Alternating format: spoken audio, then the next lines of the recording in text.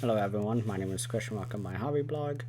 Today is November 4th and I decided to dip into my watch pile a bit to watch a movie I've seen before, but it just came in the mail from Arrow Video.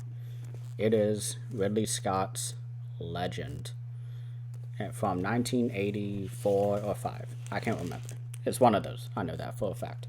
But this is a really beefy set. It's a Blu-ray only. They did not do a 4K because it's impossible.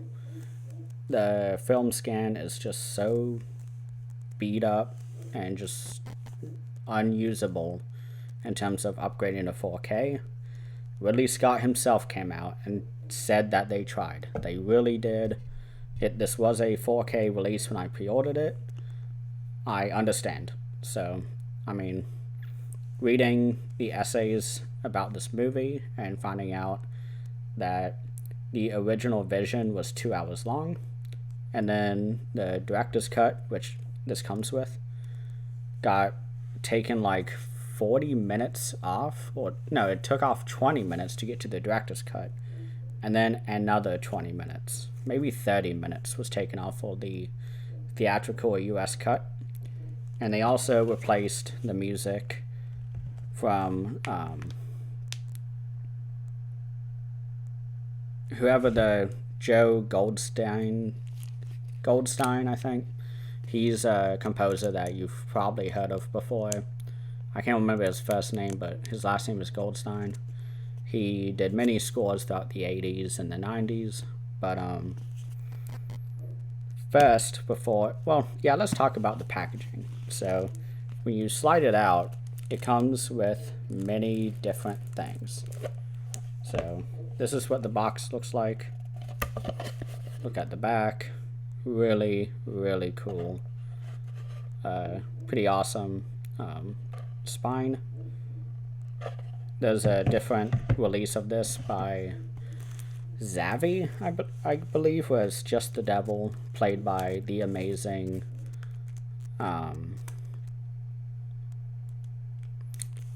for some reason his name is escaping.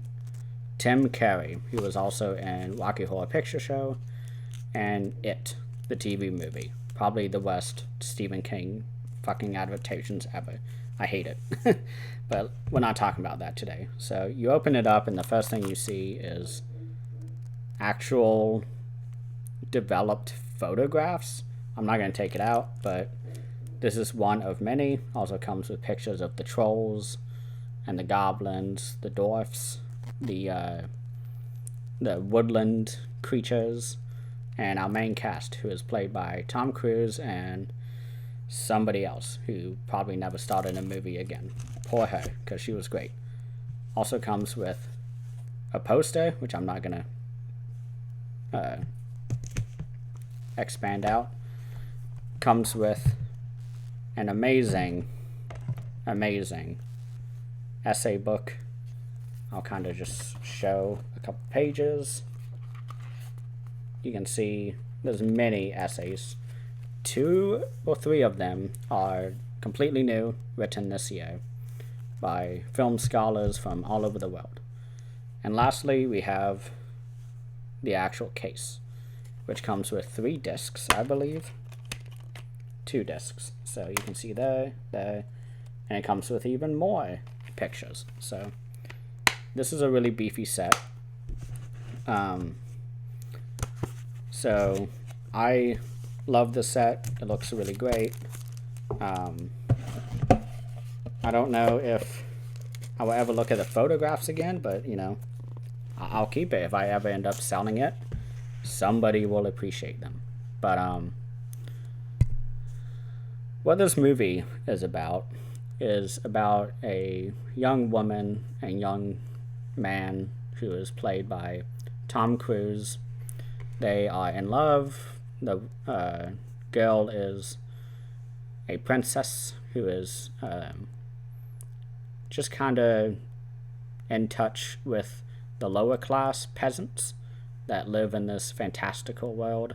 They warn her not to go near the Spriggans and to the bog because there's witches and all that. And she ends up releasing a curse upon humanity, very much like an Adam and Eve story. But Tom Cruise has to come in and basically fix everything that she has caused. So it's okay. That little bit of plot line. But the thing that drives me crazy is that I watched the director's cut. I've seen the theatrical cut, I think last year or maybe 2 years ago, when I was a student at school and was able to go to the library often. And the big difference I noticed was the pacing. It's much slower, which isn't bad. But there's many extra shots throughout this movie that didn't need to be there. Like, I think even through the intro, where she is running through the forest and playing with the unicorns, you really notice the pacing issues. Because during the theatrical cut, not only do they have totally different music, they brought in Tangerine Dream, which is like an 80s synth pop band. And honestly, I think I prefer the theatrical cut. I mean, I think the biggest dead weight to this movie is the lead, of course, of Tom Cruise. He is not good. He's just like a speck of sand in your glass of water every time he comes in. And it's just a single speck. Where throughout the entire movie, it's wonderful, it's great, and then suddenly he's back, and you're just like, oh god. And I don't know who else could have done it better, but the breakout star, of course, is Tim Curry playing the devil, or his name is Darkness. He's the embodiment of evil, which is like every fantasy story ever, so I love it.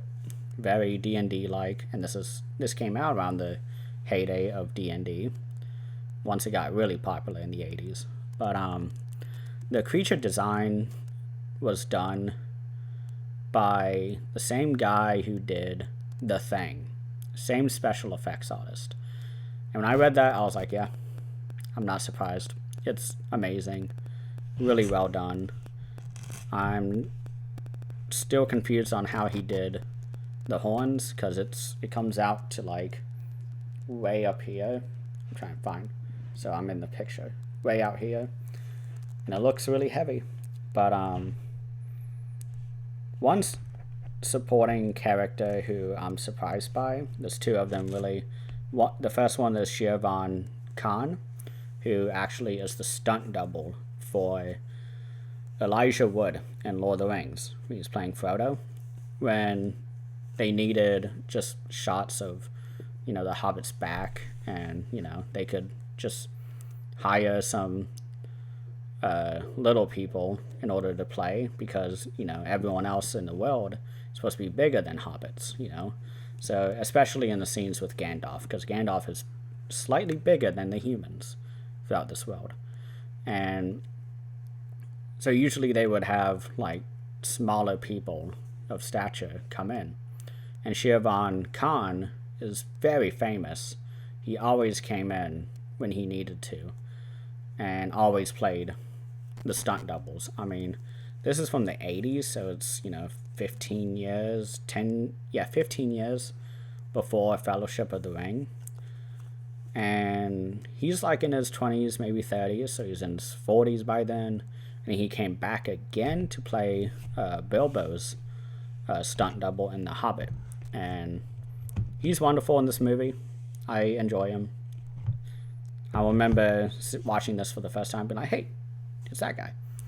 And the other supporting actor who I actually love, because he is just absolutely wonderful, in a totally different movie called The Tin Drum, a German film from the early 80s about a immortal alien or god that decides to possess a pregnant, or a fetus. Yeah, it's a fetus. And this fetus is birthed during World War I, at the end of it, I believe, in Germany. And He has full awareness and consciousness the entire time he's living. And so, as a baby, he's just kind of observing humanity. And it's really great. And he grows up. He's not really grown up. He turns into a 5-year-old boy who is played by David Bennett, who is in this film, who plays a forest nymph, children of the forest type creature. But he works on studying humanity throughout the Tin Drum, and he's amazing. Fully German production, no English at all throughout, and 2-3 years later he did this movie, and he has a very gruff German accent when they forgot to dub his voice with forest creature voices. But he's really good in this movie. His character is a lot better than not Johnny Depp, than Tom Cruise's character. Tom Cruise is just a wet blanket the entire time. He's the stone holding this film down. And I think for the director's cut, it's interesting to compare to for the theatrical cut. And I think the music of Tangerine Dream is just more suitable to the movie, because having the classic Goldstein, symphony music just really kind of lumps it into the Disney genre or the tropes and really holds it down and makes it seem formulaic, in my opinion. But having that 80s synth wave type soundtrack is just, it keeps it interesting, at least for me, and it solves the pacing issues. So I think the theatrical is much better, but the director's cut is pretty good. It's not bad. I mean, it's just little things, like pacing and the music that kind of irk me. And I think if Tom Cruise was to be replaced in this movie, it would help the movie a lot more. Because when I heard about the director's cut for this movie, I thought it was going to be a Kingdom of Heaven scenario where Ridley Scott made Kingdom of Heaven, ended up being like a 4-hour movie. The studio was like, no, we're not doing that. Cut it down to 2.5 hours. And everyone was like, oh god. And they released it, flopped so hard. Nobody liked Kingdom of Heaven. And then the Blu-ray came out, and Ridley Scott was like, I have full control of my Blu-ray. And they were like, okay, sure, it's a flop. It's not going to do better. And then he released the fully uncut, fully restored Kingdom of Heaven director's cut. And it was wonderful. I personally love it. I don't know if I'll ever watch it again, because it is very historical. It reminds me of watching Scorsese's Last Temptation of Christ. It was very long, and it's just so immersive, and you really have to be 100% focused for all 4 hours. So, I can't do that, because I guess I'm a millennial. I don't know. But Kingdom of Heaven is wonderful, another Ridley Scott film. But I really like the essays in this book. I read the first 3 or 4 up to the production notes that they published on here, where Ridley Scott is like, I want this, I want this, I want this.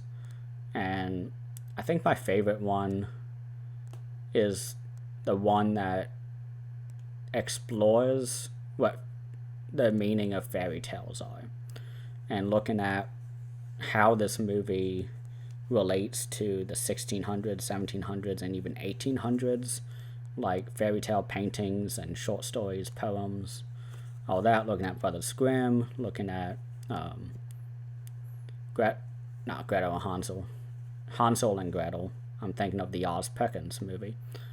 And they just really look at, all these different, themes throughout fairy tales, and they compare and contrast with this movie, and it is wonderful. Lots of great points. Really heightens the movie.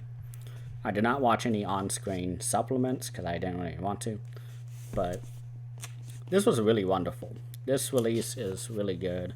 I don't know if it's in print or not.